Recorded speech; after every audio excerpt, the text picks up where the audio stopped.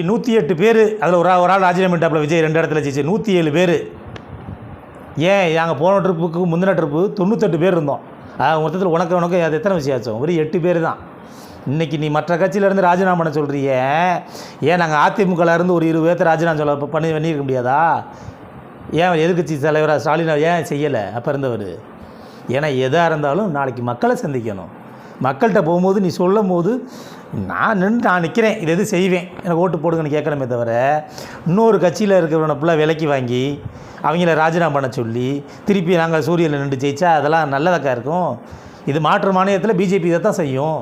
காங்கிரஸ் கை சின்னத்துக்கு நின்று ராஜினாமா பண்ணி திருப்பி தாமரைக்கு நின்று ஜெயிச்சு உள்ள வருவான். இன்றைக்கி நீ ரெட்டலைக்கு நின்று ஜெயிச்சு விட்டு அதை ராஜினாமா பண்ணி நீ விசிலுக்கு நிற்கிறோம்னா என்ன அர்த்தம்? நிச்சயம் தமிழக மக்கள் உங்களுக்கு பாடம் போட்டுவாங்க.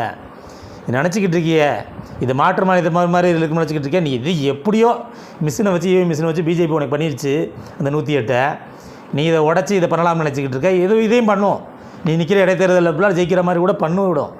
எனது எல்லாமே என்ன பிஜேபி மாற்று மாநிலத்தில் என்ன நினைக்குதோ அதை தான் நடக்குது. அதை உடைக்கணும். நம்ம அதை உடைச்சி நீ ஒரு ஓட்டு விழுந்தால் 3 ஓட்டு தானே மாத்திர. நாங்கள் இதே ஓட்டை அள்ளி போட்டால் கூடுதலாக போட்டால் ஒரு 10,000 ஓட்டு 20,000 ஓட்டு தானே மாற்றுவேன். என்ன இவ்வளோதான் மாறி இருக்குன்ட்டு அதை விட கூடுதலாக வாங்கியிருந்தோம்னா நிச்சயம் தமிழக மக்கள் அந்த விசிலுக்கு நாங்கள் ஊதலை, உனக்கு விசிலுக்கு இன்னுமே உன்னோட சின்ன விசில் இல்லைடா, உனக்கு ஊத போகிற சங்குன்ட்டு நிச்சயம் தமிழக மக்களை பாடம் போட்டுவாங்க. நிச்சயமாக இது பண்ணுறது விஜய் இன்னுமே தூய சக்தின்னு பேசுகிறதுக்கு தகுதி இல்லாதாள். நீ இதுவரை தமிழ்நாட்டில் இந்த அரசியல் நடந்ததே இல்லை. சில பேர் ஊழல் நடக்குது, இந்த நடக்குது, அந்த நடக்குதுன்னு கூட சொல்லுவாங்களே தவிர இப்படி விலைக்கு வாங்கினது நான் கேள்விப்பட்டதே இல்லை. எனக்கு 43 வயசாச்சு. எனக்கு ஒரு 20 வருஷமாக அரசியல் நல்லா தெரியும், 23 வருஷமாக. ஆனால் இப்படி நாங்கள் பார்த்ததே இல்லை. அந்த அம்மையார் செஞ்சதில்லை, ஐயா கலைஞரும் செஞ்சதில்லை, ஐயா ஸ்டாலின் செஞ்சதில்லை, இந்த இதை செஞ்சதே இல்லை. இப்படிலாம் வாங்கணும்னு நினச்சதே இல்லை. கூட்டணி கட்சிகளை வச்சு ஆதரவு வச்சு ஆட்சி அமைச்சிருக்காங்களே தவிர தன்னோட ஜெயிச்ச கூட்டணியை இன்னொரு கட்சியில் ஜெயிச்ச கூட்டணியில் உடச்சி எங்கேயுமே நடந்ததில்லை. அதில் முதல் முறை இன்னொரு எதிர்கட்சியில் ஜெயிச்சால ராஜினாமா பண்ணி சொல்லி விலைக்கு வாங்குற பாரு, இது நடந்ததில்லை. தமிழக மக்கள் உனக்கு கடைசி ட்ரிப்பு தான். எடப்பாடி எப்படி கடைசியாக ஒரு ட்ரிப்பு ஊறி போய் முதலமைச்சராக ஆனாரோ அவருக்கு அதுதான் கடைசி. இன்னுமே உனக்கும் இதே தான் கடைசி. நீ இன்னுமே எழுதி வச்சுக்க, விஜய் இந்த ட்ரிப் அதே இருக்கிறது தான் கடைசியாக இருக்கும். இன்னொரு ட்ரிப்பு ஜோசப் விஜய் நான்ற சொல்கிற வார்த்தை தமிழ்நாட்டு மக்கள் நிச்சயம் வைக்க மாட்டாங்க. ஏன்னா நீ உன்னை பார்க்கும் போது நீ ஒரு மாதத்துக்குள்ளே நீ யாருன்றது தெரிஞ்சு போச்சு. தமிழக மக்கள் கட்சிக்காரனுக்கு மட்டும் இல்லை, உனக்கு சொந்த கட்சிக்காரனே வருத்தப்படுறான், இல்லைங்க அவர் நல்லவர் பார்த்தா இப்படி பண்ணிக்கிட்டு இருக்காரு அப்படின்ட்டு.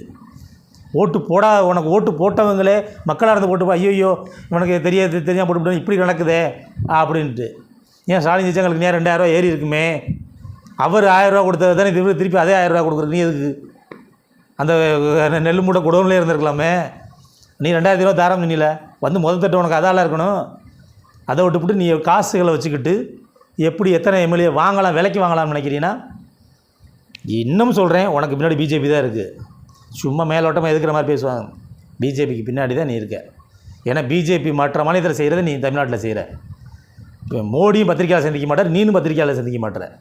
அப்போ எல்லாமே உன்னோட ரோல் மாடல் மோடி தான். அப்போ இனிமேல் விஜய்க்கு போடுற ஓட்டு மோடிக்கு போடுற ஓட்டு தான்.